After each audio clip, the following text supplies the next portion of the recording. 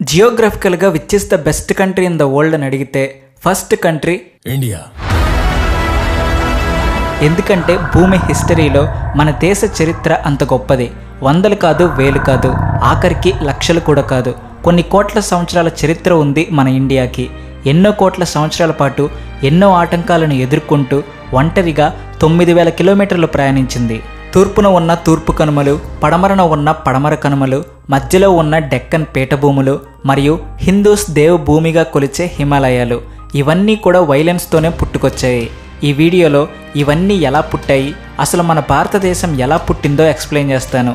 మరియు హిమాలయాల నుంచి నదులు ఎలా పుడుతున్నాయి, వాటిని ఆధారంగా చేసుకుని మనం ఈ దేశంలో ఎలా బ్రతుకుతున్నామో, మొత్తంగా 20 కోట్ల సంవత్సరాల మన దేశ చరిత్రని 3D యానిమేషన్లో ఎక్స్ప్లెయిన్ చేస్తాను. మరింకెందుకు ఆలస్యం, లెట్స్ స్టార్ట్ అవర్ వీడియో. 55 కోట్ల సంవత్సరాల క్రితం మన ప్రపంచం ఇలా ఉండేది. అప్పుడు కేవలం 2 ఖండాలే ఉండేవి. ఒకటి యురేషియా, రెండవది గోండ్వానా. ఈ గోండ్వానా సూపర్ కాంటినెంట్లోనే మన ఇండియా, ఆస్ట్రేలియా, ఆఫ్రికా, అంటార్కిటికా, మడాగాస్కర్ మరియు సౌత్ అమెరికా కలిసి ఒకే ఖండంగా ఉండేవి. ఈ ఖండంలో ఎన్నో రకాల జంతువులు, మొక్కలు, అడవులు కలిసి అన్నీ ఒకే ప్రాంతంగా ఉండేవి. 18 కోట్ల సంవత్సరాల వరకు ఇలాగే కొనసాగింది. సౌత్ సైడ్ ఉన్న ఖండాన్ని గోండ్వానా అని పిలిచేవారు. ఇంట్రెస్టింగ్ విషయం ఏమిటి అంటే, ఈ గోండ్వానా అనే పదాన్ని మన భారతదేశంలో నివసించే గోండ్ జాతి ప్రజల నుంచి, అలాగే సాంస్క్రిట్ భాష నుంచి తీసుకుని పెట్టారు. సాంస్క్రిట్ భాషలో గోండ్వానా అంటే అతిపెద్ద భూభాగం అని అర్థం. ఎందుకంటే 19వ శతాబ్దంలో జియాలజిస్టులు మన భారతదేశంలోని రాక్ ఫార్మేషన్స్ అంటే శిలా నిర్మాణాలను స్టడీ చేయడానికి వచ్చారు. ఆ సమయంలో మన దేశంలో గోండ్ జాతి ప్రజలు ఎక్కువగా నివసించేవారు. జియాలజిస్టులు ఎక్స్పెరిమెంట్స్ కండక్ట్ చేసింది గోండ్ జాతి ప్రజలు ఉండే భూభాగంలోనే. అందుకని వాళ్ళు స్టడీ చేసిన ఆ రాళ్ళకి గోండ్వానా ఫార్మేషన్స్ అని ఆ జాతి ప్రజల పేరే పెట్టారు. ఆ తర్వాత కొన్ని సంవత్సరాలకి జియాలజిస్టులు ఒకప్పుడు మన ఇండియా గోండ్వానా ఖండంలో ఉండేది అని కనుక్కున్నారు. అప్పుడు ఈ కాంటినెంట్కి గోండ్వానా అని మన సాంస్క్రిట్ పదాన్ని పేరుగా పెట్టారు. కానీ 18 కోట్ల సంవత్సరాల క్రితం ఈ గోండ్వానా సూపర్ కాంటినెంట్ మొత్తం చీలిపోవడం మొదలైంది. మన భూమి చరిత్రలో ఇది ఒక మోస్ట్ వైలెంట్ సంఘటన. అంత పెద్ద ఖండం ఎందుకు చీలిపోవడం మొదలైంది అంటే, మన భూమి గర్భంలో లావా ఉంటుంది. యాక్చువల్లీ దాన్ని మ్యాగ్మా అంటారు. లోపల ఉంటే మ్యాగ్మా, అదే పైకి వస్తే లావా. ఈ లావాకి తక్కువ డెన్సిటీ ఉంటుంది. ఆర్కిమెడిస్ ప్రిన్సిపల్ ప్రకారం తక్కువ డెన్సిటీ ఉండేవి పైకి పుష్ చేయబడతాయి. ఈ కారణం చేతనే భూమిలోని లావా పైకి వస్తూ ఉంటుంది. దీనివల్లనే అగ్నిపర్వతాలు ఏర్పడతాయి. ఆ సమయంలో ఈ లావా భూమి ఉపరితలం పైకి చేరడం వలన గోండ్వానా ఖండానికి చీలికలు ఏర్పడ్డాయి. ఖండం ముక్కలు ముక్కలుగా చీలిపోవడం ప్రారంభమైంది. గోండ్వానా ఖండం 3 ముక్కలైంది. ఒక భాగం సౌత్ అమెరికా అయ్యింది, మెయిన్ భాగం ఆఫ్రికాగా నిలిచింది. మిగిలిన 3వ భాగంలో మాత్రం మన ఇండియా, మడాగాస్కర్, ఆస్ట్రేలియా, అంటార్కిటికా కలిసే ఉన్నాయి. ఈ 3 భాగాలు దూరంగా జరుగుతూ ప్రయాణించడం మొదలుపెట్టాయి. అలాగే వీటి మధ్యలో కొత్త సముద్రాలు పుట్టుకుని వచ్చాయి. ఇప్పుడు ప్రస్తుతం మన ఇండియా, మడాగాస్కర్, ఆస్ట్రేలియా, అంటార్కిటికా కలిసి ఒకే భాగంగా ప్రయాణం మొదలుపెట్టాయి. ఆ తర్వాత 15 కోట్ల సంవత్సరాల క్రితం మన ఇండియాకి మరియు మడాగాస్కర్కి మధ్య ఉన్న మస్కరేన్ ప్లాట్యూ ప్రాంతంలో మళ్ళీ లావా భూమి ఉపరితలంపైకి చేరడం మొదలుపెట్టింది. దానివల్ల మడాగాస్కర్ మన ఇండియా నుంచి సపరేట్ అయిపోయింది. ఇక్కడే మన ఇండియాకి ఒక అద్భుతం జరిగింది. అవే వెస్ట్రన్ ఘాట్స్. మడాగాస్కర్ మరియు ఇండియా సపరేట్ అయిపోయేటప్పుడు భూగర్భంలో నుంచి పైకి వచ్చిన లావా వల్లనే వెస్ట్రన్ ఘాట్స్ అంటే పడమర కనుమలు పుట్టుకొచ్చాయి. లోపల జరిగే ప్రెషర్ అండ్ హీట్కి లావా ఉపరితలం పైకి చేరి లేయర్ బై లేయర్ పేర్చుకుంటూ కొండలను తయారు చేస్తుంది. అందుకే ఈ మస్కరేన్ ప్లాట్యూల నుంచి వచ్చిన లావా వలన ఒకవైపు మడాగాస్కర్ సపరేట్ అయిపోయింది, ఇంకొక వైపు మన దేశానికి పడమర కనుమలు పుట్టుకొచ్చాయి. అంటే ఇప్పుడు ప్రస్తుతం ఉన్న పడమర కనుమలు పుట్టి 15 కోట్ల సంవత్సరాలు అవుతుంది. ఇప్పుడు ఈ వెస్ట్రన్ ఘాట్స్ వల్లనే మన సౌత్ ఇండియాలో పుష్కలంగా వర్షాలు కురుస్తున్నాయి, మంచి సీజన్స్ వస్తున్నాయి. అదెలా అంటే, జూన్ మరియు జూలై నెలల్లో అరేబియన్ సముద్రం మీద నుంచి మాన్సూన్ గాలులు వేస్తాయి. ఈ గాలులలో తేమ ఎక్కువగా ఉంటుంది. వీటినే మనం ఋతుపవనాలు అని పిలుస్తాం. అయితే ఈ గాలులు వచ్చినప్పుడు మన దేశంలో ఉన్న పడమర కనుమలు ఒక గోడలాగా అడ్డుగా నిలుస్తాయి. అందువలన ఈ గాలులు పడమర కనుమలను తాకి పైకి వెళ్ళిపోతాయి. ఆ గాలి ఎప్పుడైతే పడమర కనుమలను తాకుతుందో అది పైకి వెళ్ళిపోయి అక్కడ అది చల్లబడి మేఘాలుగా తయారవుతుంది. ఆ మేఘాలు కండెన్స్ అయ్యి భారీ వర్షాలుగా మన సౌత్ ఇండియాలో కురుస్తాయి. ఆ వర్షాల వల్లనే ఇప్పుడు మనకి పుష్కలంగా పంటలు పండుతున్నాయి. 3 పూటలా తినగలుగుతున్నాం. అందుకే మీరు అబ్జర్వ్ చేస్తే గోవా, కేరళ అండ్ కర్ణాటకలో ఎక్కువ పచ్చదనం కనిపిస్తుంది. మంచి క్లైమేట్ ఉంటుంది. దానికి కారణం ఈ వెస్టర్న్ ఘాట్సే. అంతేకాదు, ఈ పడమర కనుమలు పుట్టినప్పుడు మన ఇండియన్ ప్లేట్ పడమర వైపున కొంచెం పైకి లేచింది, తూర్పు వైపున కిందకి దిగింది. ఈ కారణం చేతనే మన సౌత్ ఇండియాలో ఉన్న అన్ని నదులు పడమర నుంచి తూర్పు వైపుకి ప్రవహిస్తూ బే ఆఫ్ బెంగాల్లో కలుస్తాయి. ప్రస్తుతం మన ఇండియా అండ్ ఆస్ట్రేలియా కలిసే ఉన్నాయి. దీనిని ఇండో ఆస్ట్రేలియన్ ప్లేట్ అని పిలుస్తారు. 8.5 కోట్ల సంవత్సరాల క్రితం మళ్ళీ భూమి కింద టెక్టోనిక్ ఫోర్సెస్ కారణంగా ఇండియా మరియు ఆస్ట్రేలియా సపరేట్ అవ్వడం ప్రారంభమైంది. కానీ దీని కారణంగా ఈస్టర్న్ ఘాట్స్ పుట్టలేదు. సేమ్ వెస్టర్న్ ఘాట్స్ పుట్టినట్టు ఈస్ట్ సైడ్ ఈస్టర్న్ ఘాట్స్ పుట్టలేదు. ఈస్టర్న్ ఘాట్స్ చరిత్ర వేరే ఉంది. ప్రస్తుతం మన దేశానికి తూర్పున ఈస్టర్న్ ఘాట్స్ ఉన్నాయి అని మనందరికీ తెలుసు. వీటిని తెలుగులో తూర్పు కనుమలు అని పిలుస్తారు. ఈ తూర్పు కనుమలు 1750 కిలోమీటర్లు విస్తరించి ఉంటాయి. ఒడిస్సా, తెలంగాణ, ఆంధ్రప్రదేశ్, తమిళనాడు మరియు కొంత కర్ణాటకలో ఇవి ఉన్నాయి.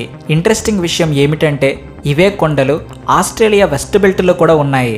ఎందుకంటే మన భారతదేశంలో ఉన్న తూర్పు కనుమలు మరియు ఆస్ట్రేలియాలో ఉన్న పడమర కొండలు రెండు కూడా ఒకటే.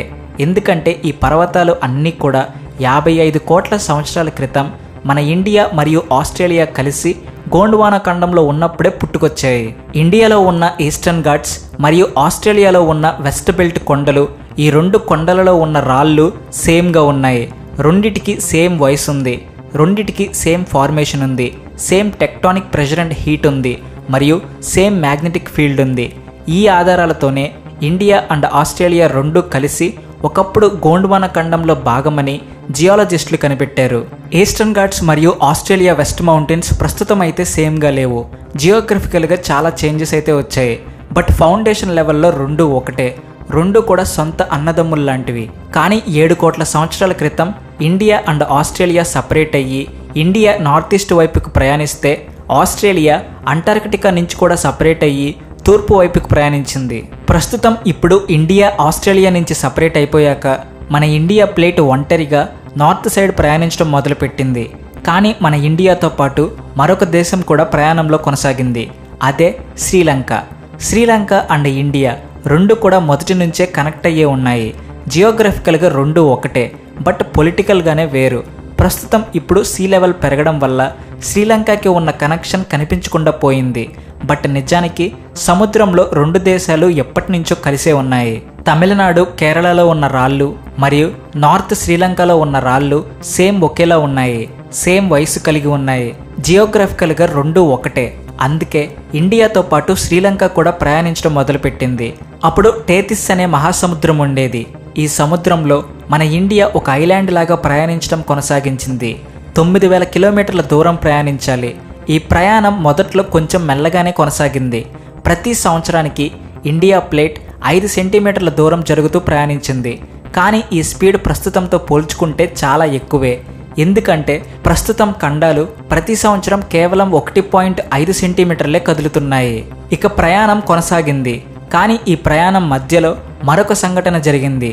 అదేంటి అంటే మన ఇండియా ప్లేట్ టేతిస్ అనే మహాసముద్రంలో ప్రయాణిస్తున్నప్పుడు 6 కోట్ల సంవత్సరాల క్రితం ఒక హాట్స్పాట్ మీదుగా ప్రయాణించింది. ఆ హాట్స్పాటే ఇప్పుడు ప్రస్తుతం ఉన్న రీయూనియన్ ఐలాండ్స్.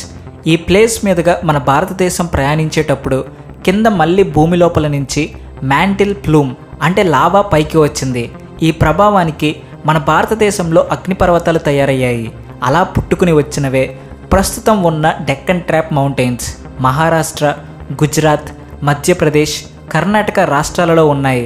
అలాగే కొన్ని తెలంగాణ మరియు ఆంధ్రప్రదేశ్లో కూడా ఉన్నాయి. వీటిని తెలుగులో డెక్కన్ పీఠభూములు అని పిలుస్తారు. ఇవి 6 కోట్ల సంవత్సరాల క్రితం తయారయ్యాయి.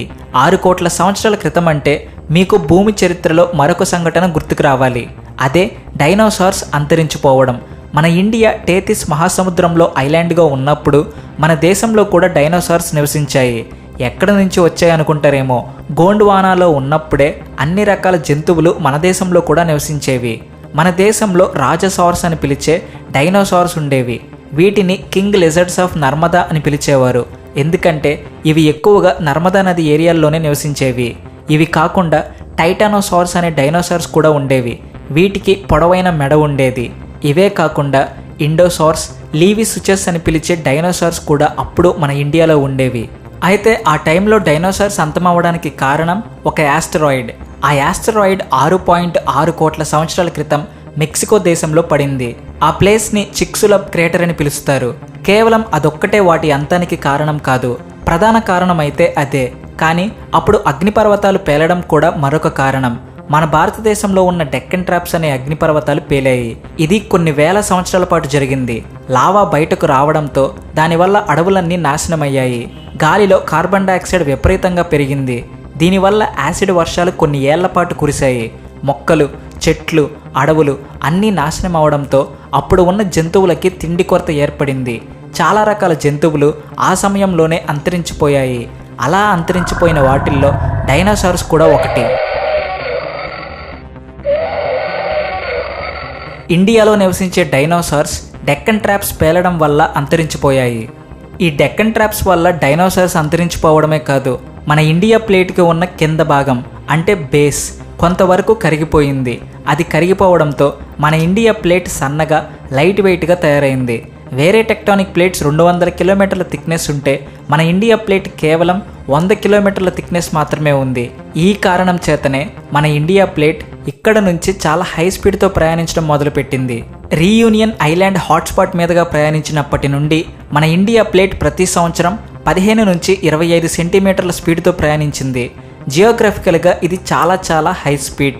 సుమారు 9000 కిలోమీటర్ల ప్రయాణాన్ని ఇండియా ఒంటరిగా చాలా హై స్పీడ్తో పూర్తి చేసింది. ఈ ప్రయాణం పూర్తయ్యాక సుమారు 5 కోట్ల సంవత్సరాల క్రితం మన ఇండియన్ ప్లేట్ వెళ్ళి యురేషియన్ ప్లేట్ని ఢీకొట్టింది. ఆ యురేషియన్ ప్లేటే ఇప్పుడు ప్రస్తుతం ఉన్న ఏషియన్ ప్లేట్. ఈ సంఘటనతో మన ఇండియాకి మరొక అద్భుతం జరిగింది. అదే ది గ్రేట్ హిమాలయాస్. మన ఇండియన్ ప్లేట్ సన్నగా, లైట్ వెయిట్గా ఉండడం వలన ఆ ప్లేట్స్కి మధ్యలో ఉన్న ల్యాండ్ అంతా బ్యూయాంట్ ఫోర్స్కి పైకి లేచింది. మన ఇండియన్ ప్లేట్ ఇంకా ముందుకు కదిలే కొద్దీ కింద భూమి భాగం పైకి లేచి మడతలుగా లేయర్ బై లేయర్ ఫామ్ అవడంతో నార్త్ ఈస్ట్లో మనకి హిమాలయ కొండలు ఏర్పడ్డాయి. ఇవి ప్రపంచంలోనే అత్యంత అందమైన మరియు ఎత్తైన శిఖరాలు. ఈ హిమాలయాలు 2400 కిలోమీటర్ల వరకు విస్తరించబడి ఉన్నాయి. ఇండియా, చైనా, భూటాన్, నేపాల్, పాకిస్తాన్ మరియు ఆఫ్ఘనిస్తాన్ దేశాలలో ఉన్నాయి. ఈ హిమాలయ కొండల నుంచే ఎన్నో నదులు మరియు ఉపనదులు పుట్టి మన భారతదేశంలోకి ప్రవహిస్తాయి. సింధు నది, గంగా నది, యమునా నది మరియు బ్రహ్మపుత్ర నది లాంటి ప్రధాన నదులు హిమాలయాల నుంచే ఉద్భవిస్తాయి. ఈ నదుల నుంచి మరెన్నో ఉపనదులు ప్రవహిస్తాయి. మరి ఈ నదులు హిమాలయాల నుంచి ఎలా పుడతాయి? ఎలా అంటే హిమాలయ కొండలు ప్రపంచంలోనే చాలా ఎత్తైన శిఖరాలు. అందువలన గాలి ఈ కొండలను తాకి పైకి వెళ్ళిపోతుంది. పైకి వెళ్ళే కొద్దీ టెంపరేచర్ తగ్గుతుంది కాబట్టి ఆ గాలి అక్కడ ప్రెసిపిటేషన్ చెంది మంచుగా హిమాలయ కొండలపై కురుస్తుంది.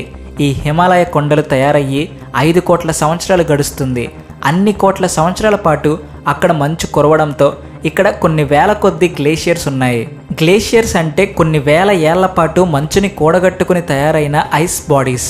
ఈ గ్లేషియర్స్ మన హిమాలయాల్లో వేలల్లో ఉన్నాయి. ఈ గ్లేషియర్స్ సైజ్ పెరిగే కొద్దీ కిందకి జారుతుంటాయి. అలాగే మన భూమి టెంపరేచర్ కొంచెం పెరిగినప్పుడు ఇవి కరిగిపోతాయి. వాటి నుండి నీటి ప్రవాహాలు ఏర్పడతాయి. అలా కొన్ని వందల గ్లేషియర్స్ నుంచి ఐస్ కరిగి ఆ నీటి ప్రవాహాలన్నీ కలిసి నదులుగా తయారవుతాయి. హిమాలయాలు ఎత్తుగా ఉంటాయి కాబట్టి పైనుంచి కిందకి ఈ నదులు ప్రవహిస్తాయి. అలాగే వర్షాకాలంలో భారీ వర్షాలు కురిసినప్పుడు ఆ వాన నీటి ప్రవాహాలు ఈ గ్లేషియర్స్ నీటి ప్రవాహాలతో కలిసి అతిపెద్ద నదులుగా తయారవుతాయి. ఈ విధంగా పుట్టుకుని వచ్చిన నదులే గంగా, యమున, బ్రహ్మపుత్ర మరియు సింధు నదులు. ఇవి కొన్ని లక్షల సంవత్సరాల నుంచి ప్రవహిస్తున్నాయి కాబట్టి చాలా దూరం వరకు కొనసాగుతూ వాటికంటూ సొంత దారుల్ని తయారు చేసుకున్నాయి. గంగా నది గంగోత్రి గ్లేషియర్ నుంచి ఉద్భవిస్తుంది. ఈ గ్లేషియర్ ఉత్తరాఖండ్లో ఉంది. యమునా నది యమునోత్రి గ్లేషియర్ నుంచి ఉద్భవిస్తుంది. ఇది కూడా ఉత్తరాఖండ్లోనే ఉంది. బ్రహ్మపుత్ర నది యాంగ్సీ గ్లేషియర్ నుంచి వస్తుంది. ఇది టిబెట్లో ఉంది. సింధు నది సెంగే జాంగ్బో గ్లేషియర్ నుంచి వస్తుంది. ఇది కూడా టిబెట్లోనే ఉంది. ఇలా మన దేశానికి హిమాలయాల నుంచి నదులు మరియు మరెన్నో ఉపనదులు పుట్టుకుని వస్తున్నాయి. ఈ నదుల వల్లనే నార్త్ ఇండియాలో పంటలు పండుతున్నాయి. తాగడానికి నీరు లభిస్తుంది. అంటే ఇవి లేకపోతే తిండి నీరు రెండూ దొరకవు, మనుషులు బ్రతకడం కష్టమవుతుంది. ఈ కారణం చేతనే మన హిందూయిజంలో హిమాలయాలని చాలా పవిత్రమైనవిగా భావిస్తారు. వీటిని దేవ్ భూమిగా చెప్తారు, అంటే దేవుడు నివసించే భూమిగా. అలాగే గంగా నదిని పవిత్రమైన నదిగా కన్సిడర్ చేస్తారు. ఋగ్వేద మరియు మహాభారతంలో కూడా హిమాలయాల గురించి చెప్తూ అవి పవిత్రమైనవిగా, శక్తివంతమైనవిగా మెన్షన్ చేశారు. దానికి కారణం వాటి నుంచి వచ్చే నదులే. అంతేకాదు, భారతదేశంలో మొట్టమొదటి అర్బన్ సివిలైజేషన్ అయిన ఇండస్ వ్యాలీ సివిలైజేషన్ భారతదేశంలో నివసించడం మొదలుపెట్టింది కూడా హిమాలయాల నుంచి వచ్చే సింధు నది వలనే. ఆ నది నీటితోనే వాళ్ళు వ్యవసాయం చేశారు, పంటలు పండించారు, నీరు తాగారు. ఈ హిమాలయ నదులే మన దేశ భూములను సారవంతం చేశాయి. అందుకే వీళ్ళు పర్మనెంట్గా ఇండియాలోనే సెటిల్ అయిపోయారు. హరప్ప మరియు మొహంజదారో లాంటి గొప్ప నగరాలు నిర్మించుకున్నారు. వీటన్నిటి బట్టి చెప్పొచ్చు హిమాలయాలు మన దేశానికి ఎంతలా ఉపయోగపడ్డాయో. కానీ ఇంకా ఆశ్చర్యకరమైన విషయం ఏమిటంటే మన ఇండియన్ ప్లేట్ ఇప్పటికీ కూడా ఏషియన్ ప్లేట్ని ఢీ కొడుతూ ముందుకు కదులుతుంది. దాని వలన హిమాలయాలు ఇంకా పెరుగుతూనే ఉన్నాయి. ప్రతి సంవత్సరం 5 మిల్లీమీటర్ల హైట్ పెరుగుతున్నాయి. పైగా కింద జరుగుతున్న టెక్టానిక్ ప్లేట్ మూమెంట్స్ కారణం వల్లనే నేపాల్లో, టిబెట్లో మరియు నార్త్ ఇండియాలో భారీ భూకంపాలు వస్తున్నాయి. జియోగ్రఫికల్గా చూస్తే మన భారతదేశం ప్రపంచంలోనే అత్యంత పర్ఫెక్ట్గా డిజైన్ చేయబడ్డ దేశం. ఉత్తరంలో హిమాలయాలు మనకి రక్షణగా ఉన్నాయి, వాటి నుంచే నదులు ప్రవహిస్తున్నాయి. సౌత్ ఇండియాలో తూర్పు కనుమలు మరియు పడమర కనుమల వలన వర్షాలు కురుస్తున్నాయి, పంటలు పండుతున్నాయి, అందమైన ప్రకృతి ఉంది. సౌత్ ఇండియా చుట్టూ 3 సముద్రాలు ప్రొటెక్షన్లో ఉన్నాయి. పడమరన అరేబియన్ సముద్రం, కింద ఇండియన్ ఓషన్, తూర్పున బే ఆఫ్ బెంగాల్. దీనివల్ల ఇతర దేశాలతో బార్డర్ గొడవలు లేవు, యుద్ధాలు లేవు. ప్రకృతి మన దేశాన్ని నిజంగా చాలా గొప్పగా రూపొందించింది, చాలా పర్ఫెక్ట్గా డిజైన్ చేసింది. కానీ ఆ డిజైన్ వెనుక ఎంతో గొప్ప చరిత్ర ఉంది, గొప్ప కథ ఉంది. అలాగే ఎంతో న్యాచురల్ వైలెన్స్ కూడా ఉంది. అందుకే జియోగ్రఫికల్గా చూసుకుంటే ప్రతి భారతీయుడు గర్వంగా చెప్పుకోవచ్చు, I'm proud to be Indian అని. And this is the story of our great India. జై హింద్.